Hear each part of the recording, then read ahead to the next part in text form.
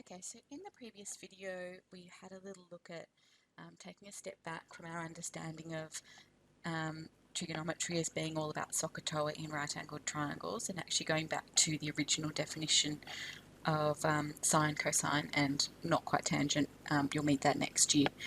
The reason for that was to be able to think about the fact that we can understand sine and cosine of angles that are bigger than 90 degrees. Okay, and so we want to start to look at, throughout the rest of this topic, how can trigonometry be used if I don't have a right-angled triangle? Okay, if we have non-right-angled triangles. So what we want to start with is a new way to calculate the area of the triangle if we don't know the height of the triangle. Okay, so it's possible to calculate the height of the triangle, but if we do it once in a really general sense, we can come up with a rule that means that we don't need the height. We can use an angle and the side length, okay, or two side lengths and an angle rather than the base and the height.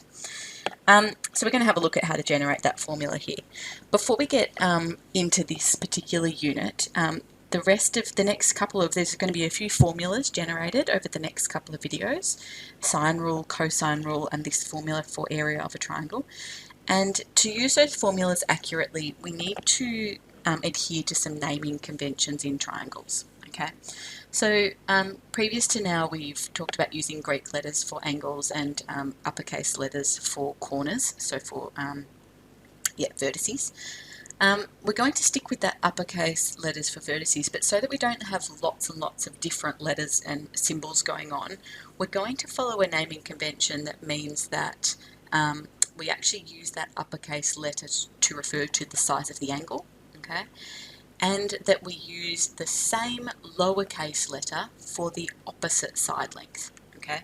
So here, where we've got corner A, I'm going to refer to that angle as angle A, okay, and I'm going to refer to the opposite side length as lowercase a. Here, where we've got vertex B or corner B, we're going to actually refer to this angle as angle B, so capital B for the angle, and the opposite side length will be lowercase b. Okay.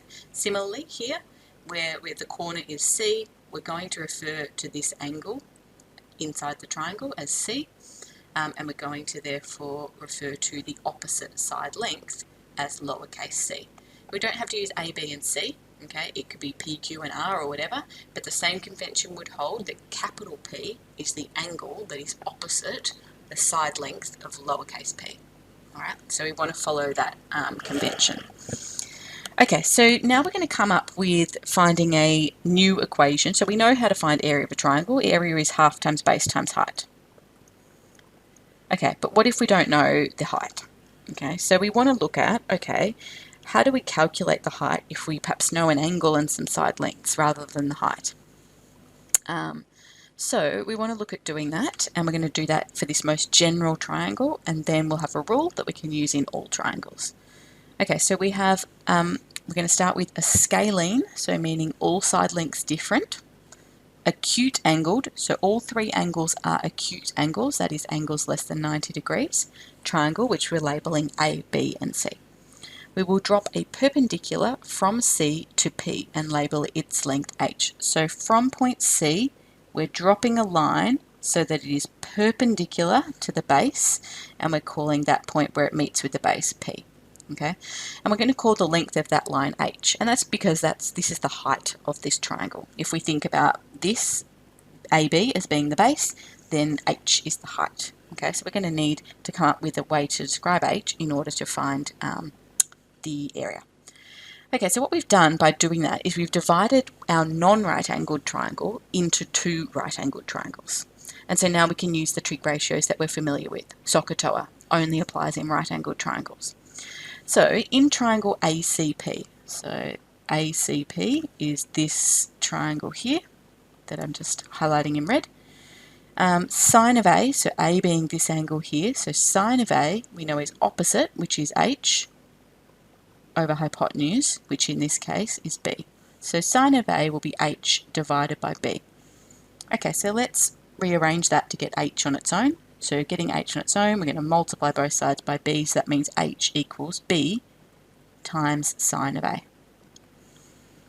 Okay, so now what we know is that this length here, height, is B times sine of A.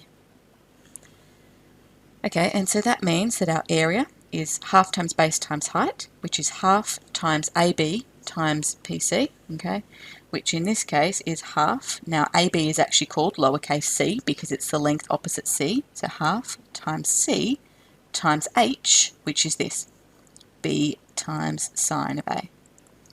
And so we actually have half times BC times sine of A.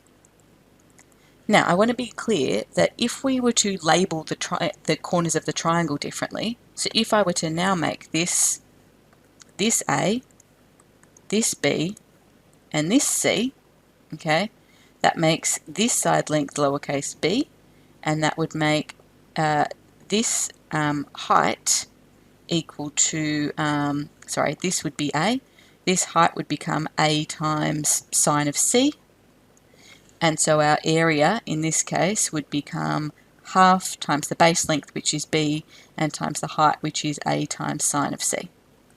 So half times AB times sine of C. Sine of C. So I want to be clear about it doesn't matter whether the corner is A, B or C.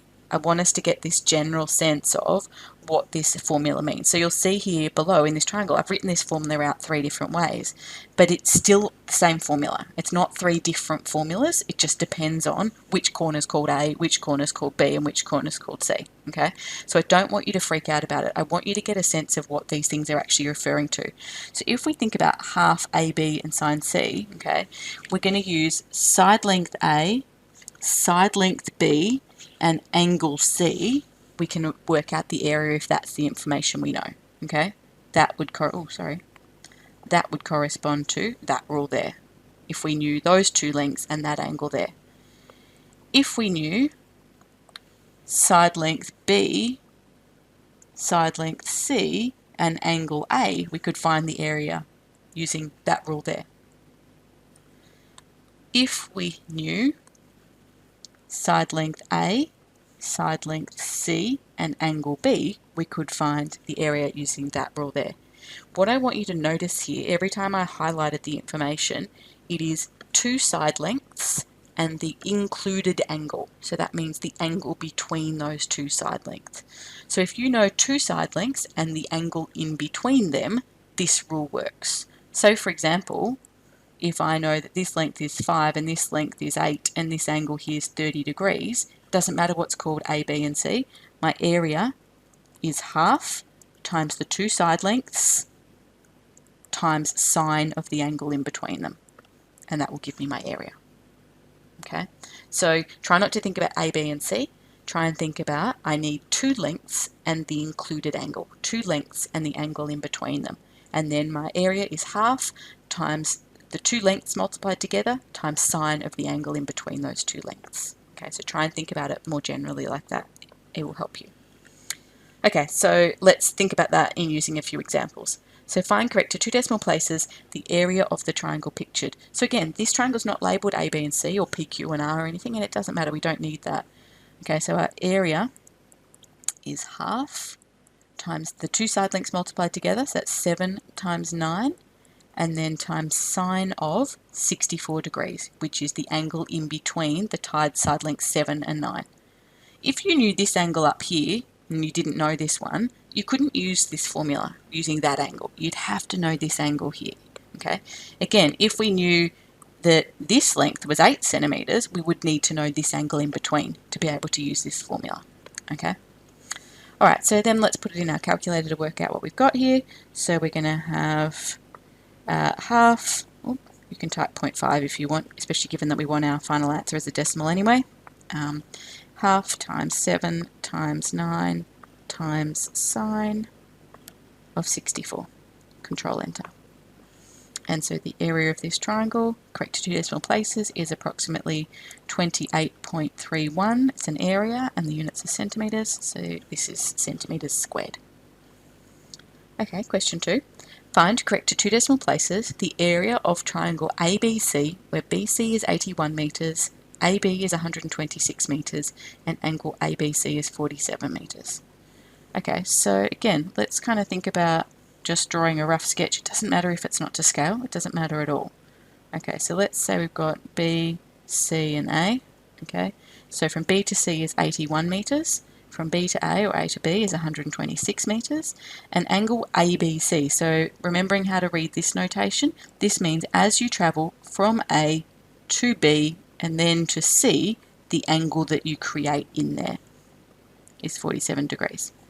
Okay, so regardless of what's A and B and C, we have two side lengths and the angle in between those two side lengths, and so we have enough information to find the area using our new formula. So area is going to be equal to 1/2 times 81 times 126 times sine of 47 degrees. Okay, so we can just type 0.5 for half. 0.5 times 81 times 126 times sine of 47. That gives us an area to two decimal places of 3,732 now rounding that to two decimal places, 0.9, and then there's a 7 after that. So 7 means we have to round the 9 up, which means this becomes 10. You must write the 0.